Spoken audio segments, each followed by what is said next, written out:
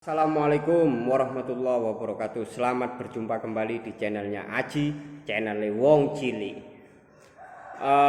Pada kali ini saya ingin berbicara tentang madu. Kalau berbicara madu itu kan manis. Madu darurat dari MUI untuk pemerintahan Joko Widodo.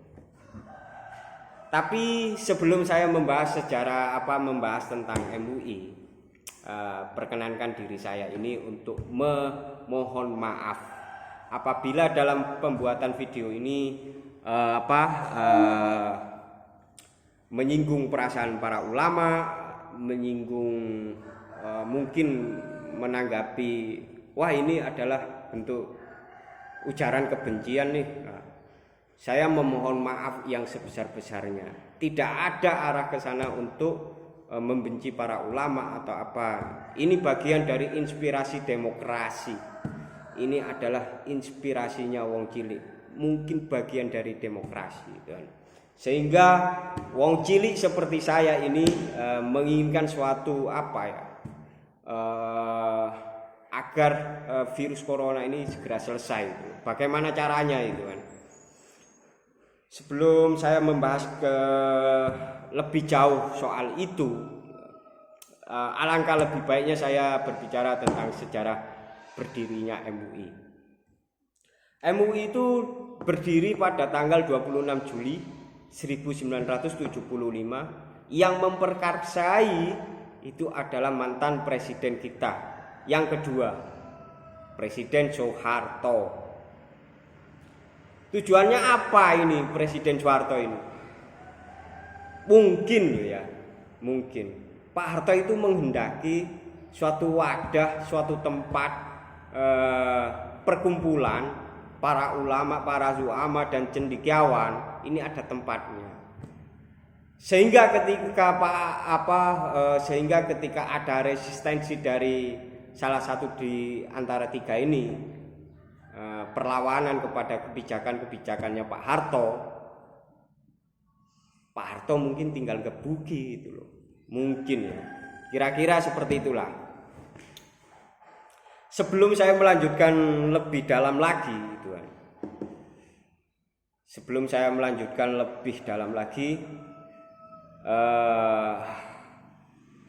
Saya menjelaskan tentang ini ya. Mau berbicara tentang apa ya?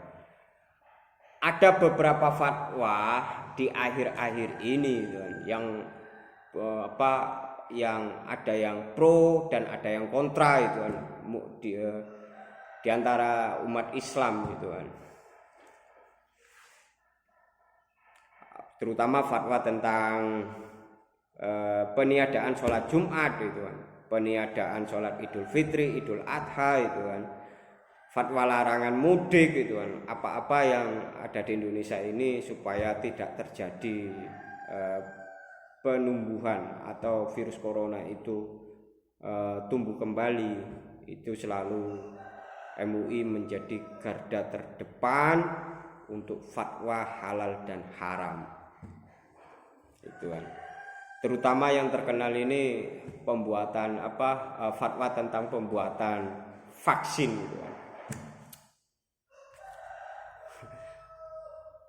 Untuk bulan-bulan ini banyak masyarakat Indonesia yang ingin sekali menggelar hajatan itu kan. Baik itu tahlilan, baik itu acara pernikahan gitu kan. Tapi bayangan di masyarakat itu selalu muncul, seandainya saya menggelar hajatan atau hajatan pernikahan itu kan di bulan ini, di bulan Juli, itu bagaimana itu kan. Takut nanti dampaknya selain menimbulkan kerumunan juga pasti akan ditahan oleh kepolisian atau didenda oleh kepolisian itu kan. Itu yang ditakutkan atau dikhawatirkan oleh masyarakat kecil. Tapi masyarakat kecil ini selalu membaca kan. Seperti Wong Cilik seperti saya ini itu kan, selalu membaca. Lah kenapa kok para artis di ibu kota itu kok diperbolehkan berkerumun gitu kan, apalagi menyelenggarakan acara secara langsung gitu kan, tidak ada jaga jarak gitu kan. Kenapa kok diperbolehkan, kok juga tidak dilarang oleh Satpol PP gitu kan, meskipun di sana bergoyang di depan kamera gitu kan secara erotis, apalagi ini dalam kondisi PPKM level 4 sedang berlangsung gitu kan. Nah, kenapa itu kan kok hanya orang seperti saya yang dilarang gitu kan, seperti wong cilik iki sing dilarang gitu kan, aneh gitu. Kenapa kok artis ibu kota kok dilarang tidak dilarang gitu kan, bergoyang di depan televisi, apalagi itu tidak menjaga jarak, berjoget di depan kamera gitu kan. Mungkin itu yang muncul di benak wong cilik itu kan. Wah, ini ada yang salah, hukumnya tidak adil itu kan. Orang makan diatur 20 menit gitu kan. Sedangkan artis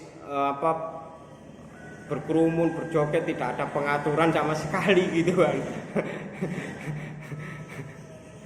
Iya kan? Tidak diatur, waktunya juga tidak dibatasi itu kan. 10 menit itu 5 menit untuk muncul di layar televisi untuk goyang gitu kan, goyang apa itu. Ini lucu, sehingga muncul di dalam benak masyarakat sekali lagi ada rasa ketidakadilan itu kan. Lalu ini tugasnya siapa? Ya tugasnya pemerintah itu loh. PPKM-nya diperketat di rakyat kecil, tapi tidak untuk acara televisi. Mungkin itu untuk menambah imun, mungkin loh ya. Mungkin untuk menambah imun atau apa, sehingga berjoget bersama di acara televisi yang sedang berlangsung atau live gitu kan. Harapan saya begini, agar kita ini tidak menjadi bangsa yang konsumeris atau bangsa yang suka jajan kepada orang asing itu, apalagi kepada Cina itu. Harapan saya seperti ini, MUI membuat fatwa. Maaf, saya bukan mendikte, maaf, saya bukan mengajari itu kan. MUI membuat fatwa, ajaklah para ulama-ulama di Indonesia berembuk bersama, mengadu kepada Bapak Presiden agar Bapak Presiden ini meminta kepada para negara-negara yang terdampak virus corona ini agar menekan WHO. Tapi secara jujur, transparan, jangan berbohong lagi itu loh WHO-nya itu. Karena apa? WHO ini pernah dibongkar oleh Ibu Siti Fadila itu kan. Kebohongannya WHO ini pernah dibongkar. Anda bisa lihat di media-media tentang Ibu Siti Fadila ini, mantan Menkes kita di eranya SBY, pernah membongkar WHO. Karena apa? Menuduh Indonesia ini sebagai episentrumnya flu burung Tuhan. Makanya MUI itu harusnya kan membuat fatwa, seandainya WHO ini tidak transparan kepada dunia, buatlah fatwa haram dan halal untuk produk-produknya Cina dan tenaga asingnya itu. Jika Cina tidak mau terbuka itu kan, halal masuk haram masuk ke Indonesia. Itu yang diharapkan oleh wong cilik seperti saya, yang diidam-idamkan fatwanya MUI oleh rakyat Indonesia itu kan.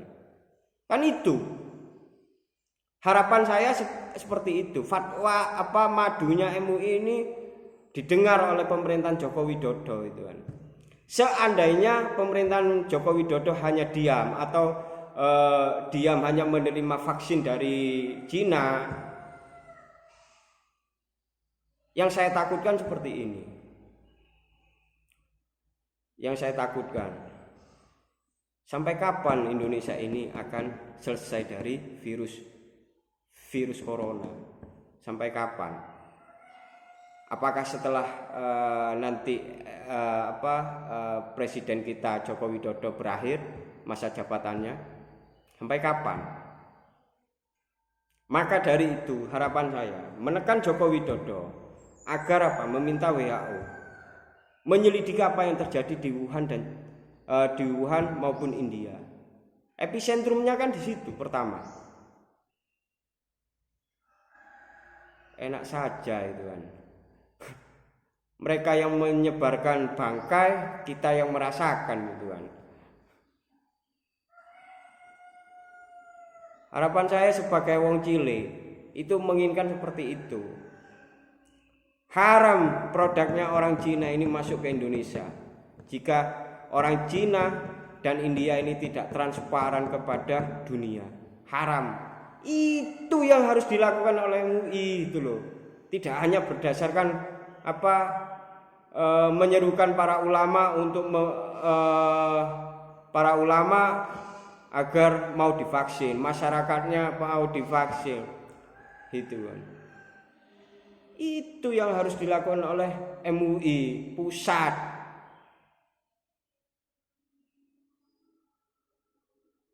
Maka dari itu sekali lagi ya, tidak ada ujaran kebencian atau ingin mendikte orang tua gitu. Tidak ada. Ini bagian dari inspirasi demokrasi wong Chile itu. Semoga MUI mendengar apa yang saya sampaikan ini. Harapan saya harapan saya ini mendengar apa yang saya harapkan ini ya. Mungkin itu membuat fatwa haram dan halal jika jika Cina tidak terbuka kepada dunia, itu kan. Itu yang saya harapkan. Oke. Assalamualaikum warahmatullahi wabarakatuh. Semoga bangsa Indonesia ini tetap sehat dan tetap semangat.